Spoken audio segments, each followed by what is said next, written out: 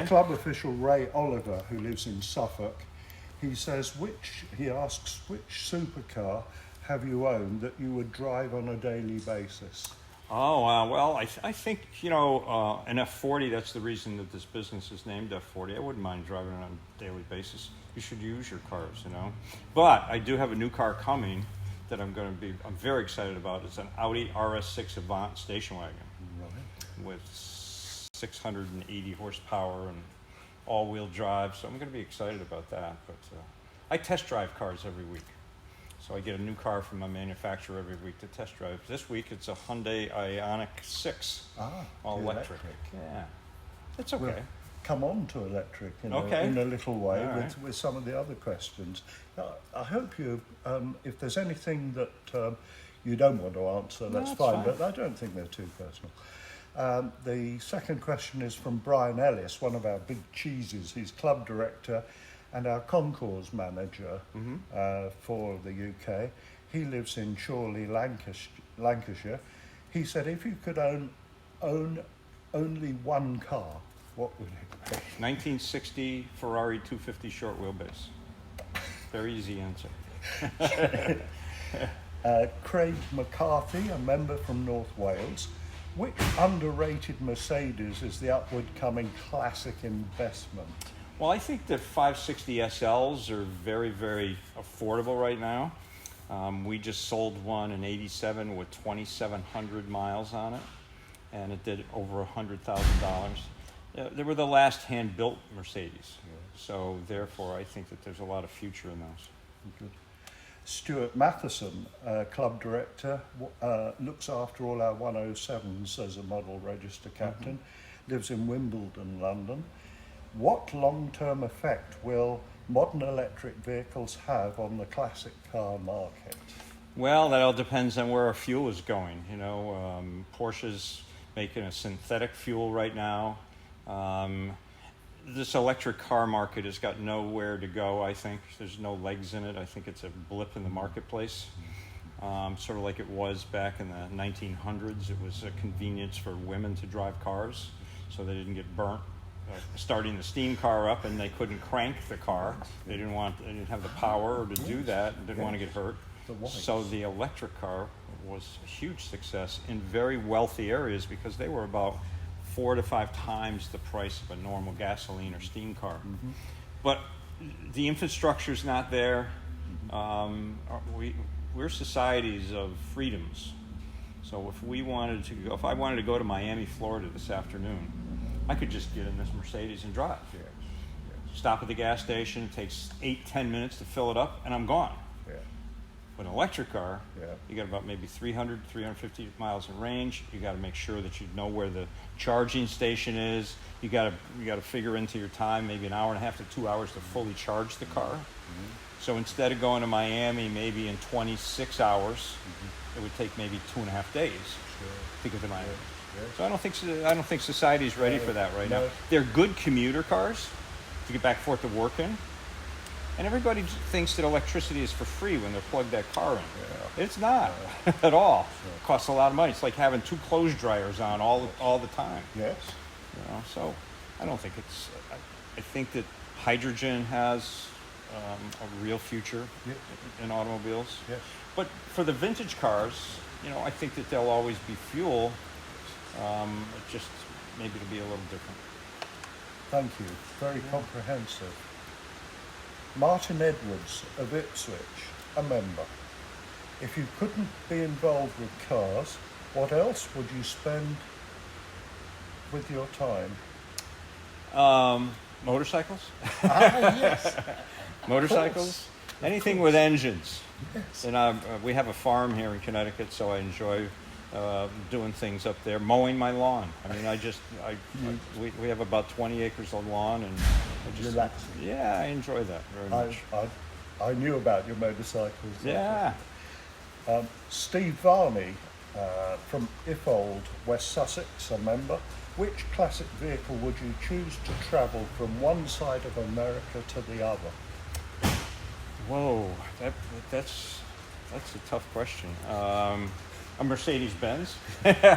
Actually, I've owned probably 5 of these, and I think that they're really fabulous cars, the E500s or the 500E. Yes. I just think that they're spectacular cars. Yes. You know, the modern stuff is just outrageous now. You know, with horsepower, the E63s and stuff like that, the AMGs. But the 500E, I was at the Porsche factory. Yes. And I was getting ready to take a tour, and my lawyer I was with, Stanley Cohen, and we decided to take our own tour. So we went up into the factory, and here comes the E500s down the line, assembling them at the Porsche factory. Yes, yes. You know? Yes. So it was basically a 4-door Porsche with Mercedes badging. Remarkably, we passed one on the road, and I was telling Jonathan all about them and how wonderful they are. Really spectacular. Because Jonathan is a great Porsche. I mean, you know, you can have the best of both worlds. Perfect. What a compromise. Graham Austin from North Norfolk, a club official. Which car got away? What was your? Is there one that was a biggest regret that you almost? Well, I mean, you saw it on the show. It was a Lamborghini Miura. It was in a garage in Chicago, and the postman got a hold of me to show me where the car was and hopefully have me buy it. So we took the camera crew, we went there. The gentleman that owned it was an electrical engineer, and he let me look at it, and then when I got to the question, would you sell it? He says, no, there's only one person I'd sell this to, and that's Jay Leno. So I said, okay, well, Jay's got a couple of them. I don't think he needs another one. Oh, no, Jay's the only guy. So what I did was I took out my cell phone, and I called Jay. Yes. And I said, Jay, I'm here with this other gentleman. His name is Jay, too. And would you be interested in buying his Lamborghini Miura? And he said, no, not really. I said, would you talk to him and tell him that? So after Jay talks to Jay, he gets off the phone, hands me the phone back. He says, that wasn't really Jay Leno. Oh, no. I said, okay, whatever. So in order to keep in touch with him, because I said, okay, maybe in a couple of years I'd be interested. He says, what's this thing with your TV show? Where can I see that? I said, well, it's on cable. I don't have that. I said, okay, do you have a television? Yeah. Well, let me send you some DVDs of my show. Do you have a DVD player? No. So I bought him a DVD player, and I sent him some DVDs, and he loved it. So he calls me and says, how do I see more? I said, well, we got to get cable. I'm not going to get cable. So I got him cable for his house. We paid the cable bill for 3 years. Every month my wife would go, tell me again, why am I paying this guy's cable bill in Chicago? I said, because there's a Lamborghini Miura involved. I'm going to get that car. The postman found an investor, and he ended up buying from right underneath me. Yeah. Oh, so when Jay was getting ill, the postman ended up with the car. Yeah, so that's probably the most disappointing one to get away. And that is a fascinating After paying the cable bill for 3 years. I'm sorry. That's the one that stung the most. Well, I'm sorry it didn't end well for you, but on to the next one. Good story. From Ireland, Brendan Jackman, who's a member. 10 minutes. Which one current modern driver assistance feature would you add to your favourite classic car if it were possible? I don't like any of them. You know, traction control, who needs that? You want to be able to slide. You know, ABS is probably the safest thing to add, but yeah, listen, I've been driving for years. I never noticed it's not there. There's 8,500 members back in the UK saying, yes! Yeah, that's you know, it comes on a modern car, and this lane assist, it drives you crazy, because I drive a different car every week. Yeah. And you just go even near to the line, and the steering wheel shakes, and, you know, all these buzzers come off. The one thing I'd like them to see, and I've really tried to get this past the automobile manufacturers, is the wrong-way drivers going on highways.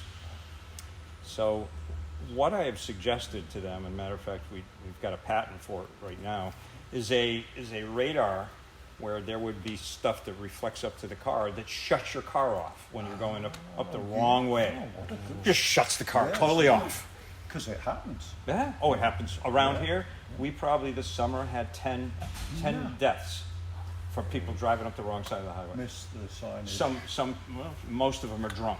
Ah, You know. yes. But sometimes you get confused because Yes. you get to the entrance and there's the exit Yeah. ramp and the enter, and Yeah. you can get on the highway very easily. So that's the one thing I think. From Mark Dwyer, Leicester, a member, what is your fondest achievement to date? I think bringing the classic car hobby to so many people around the world. Which you surely have. Yeah, it's amazing. It's we're in 100 countries. My voice is dubbed in 39 languages, and we're all over the world. It's That's amazing. remarkable. Yeah. Some legacy. And people had no idea what classic cars were all about, and they see the show, and then they say, "Wow, this is kind of interesting." Yeah. Well, there's so many petrol heads like me have learned so much, and thank you for that. Well, I don't know what we taught you, but A lot. I can fool quite a few people that I know something about. It's all through. okay. Thank you.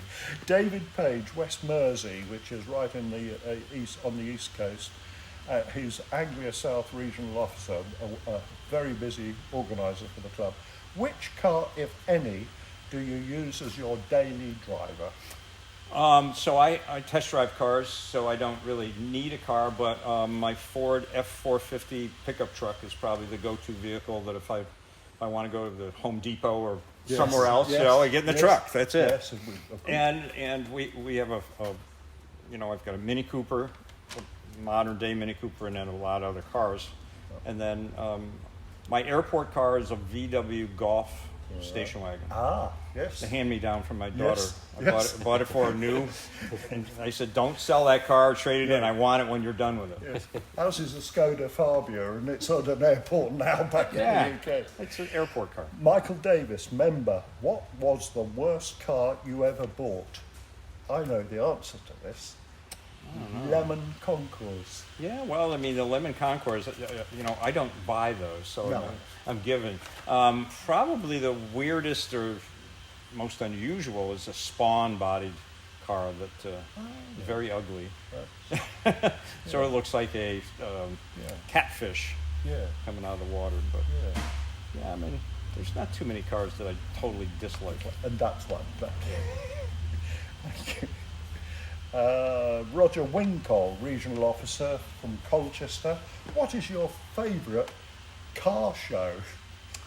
Well, Legends of Motorsports with Alain de Cadenet.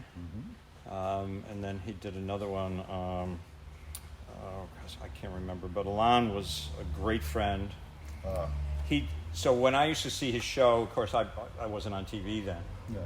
And I walked up to him at Laguna Seca in Monterey, and I said, "So, who writes your stuff?" And he got very angry looking, and he says, "Wayne, I'm sorry, nobody writes my stuff, not even me. I just talk from my heart." So I remembered that, and as I started doing my TV show, my producer started giving me questions to answer when we're doing B-roll, and or voiceover, I should say, and I memorized the lines, and she knew it. She says, "You're not talking from your heart." I said, "Dang, that's what Alain de Cadenet said." So 2 years later, he comes up to me, and he's got a big hug, and he's saying, "I got to tell you, you've got the best show around. It's unbelievable what you do. You've brought so many people to our hobby. Did you go to acting school? How did you do all that? You're so good at it." And I said, "Well, some bloke told me in the pits to talk from your heart." And he looks at me and says, "That was me, wasn't it?" I said, "Yeah, that was you." He's a wonderful man. Unfortunately, he's passed away. Do you get Magneto magazine over in the UK? I can't answer that. Okay. Magneto's a really great magazine that you're going to see. And matter of fact, they do an article at the very end of the magazine every month, and it's "Who's Your Hero?" And so I just wrote an article about Alain de Cadenet being my hero. He was a very brilliant guy. Right, I want to show you a picture. The last question is, can you identify this car, which was his grandfather's? My glasses. I've got to get it up on screen. You do that, and I'll get my glass. Thank you. Good. Is it coming up? No, poor image. Oh yeah, I couldn't tell you what that is. No. Yeah. There was so many cars that were built in that shape and stuff. And they, Disc wheels. It's got step plates instead of running boards.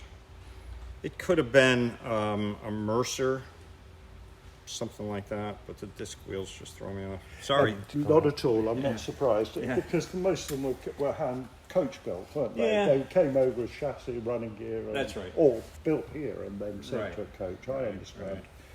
Thank you. Okay, you're welcome. Full deal. I really appreciate that. Thank you, problem. Wayne. Sam, thank you so much. We have a